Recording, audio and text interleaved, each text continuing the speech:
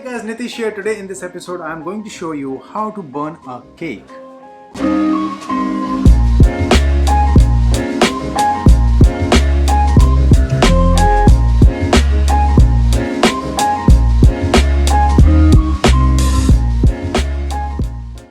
Basque cheesecake. It is a Spanish cake that comes from La Viña restaurant. It's one of the easiest cake you guys are gonna make today. It's just like mixing everything together, putting in the oven and burning it. But when it comes out of the oven, it's gonna blow your mind. So let's begin. Alright amigos, before we start making this cake, I'm gonna tell you two important things. First, all the ingredients that we're gonna use for this recipe should be at room temperature. And second, preheat the oven now at 450 degrees Fahrenheit or 230 degrees Celsius. Now we are gonna start with cracking 6 eggs and adding 1 egg yolk in a bowl.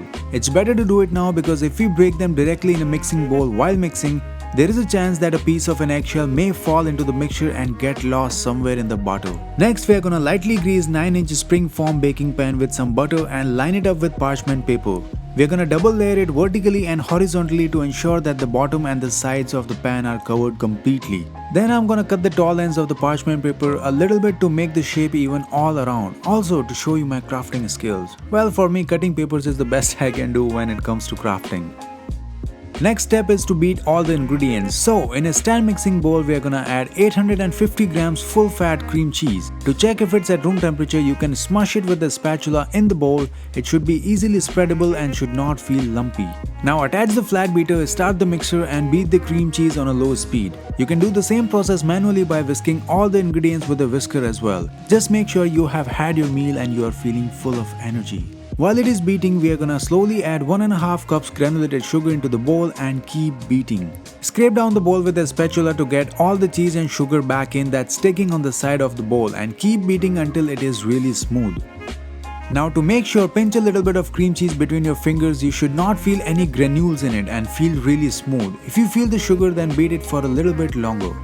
Next, we are gonna add the eggs. So start the mixer on a low speed again and add 1 egg at a time in 15 to 20 seconds interval. Once you are done adding all the eggs, continue beating the mixture for like a minute. Then add 1 teaspoon sea salt and 2 teaspoons vanilla extract. The original recipe doesn't have any vanilla in it, but I felt like I should add just to have some extra flavor. Then we are gonna add 2 cups or 480 milliliters heavy cream into the bowl and keep beating it on a low speed until everything has mixed thoroughly for like 15 to 20 seconds. Now the last thing to add to the mixture is flour. We are gonna sift 50 grams all-purpose flour directly into the bowl. This step is really important because sifting flour will make it easier to mix in with the mixture without creating any lumps. After sifting, beat it again on a low speed, scrape down the sides and mix it for like another 15 to 20 seconds on a medium speed until it's very well incorporated and you have a very silky smooth batter just like this. Once done, we are going to pour the butter into the springform baking pan. Then we are going to simply tap the baking pan on the work surface to spread the butter evenly and get rid of some of the air bubbles. Now it's time for this thing to go into the oven. Put it on a baking sheet that will make it easy for us to carry this baking pan without messing it up.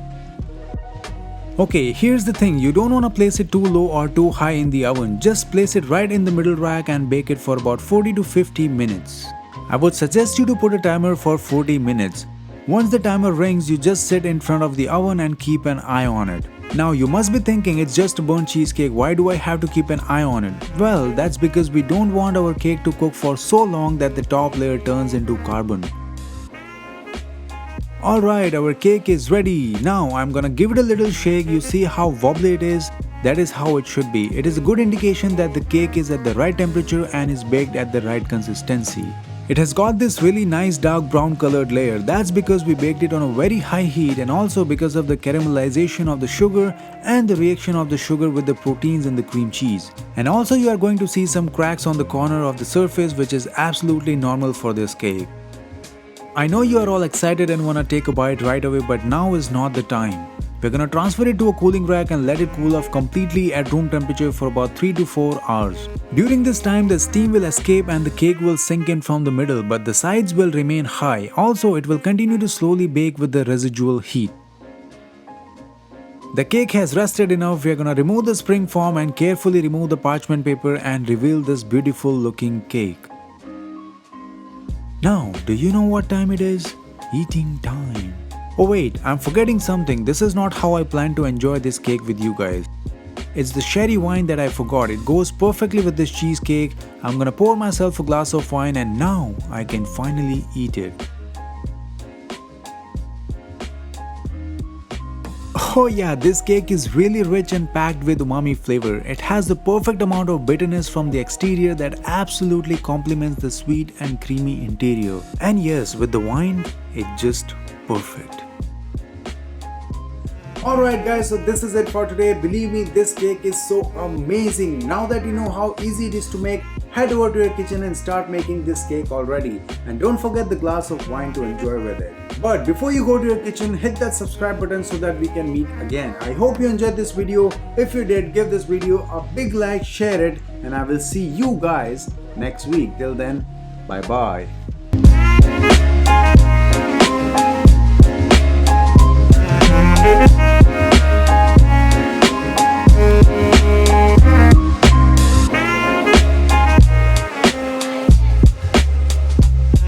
Thank you.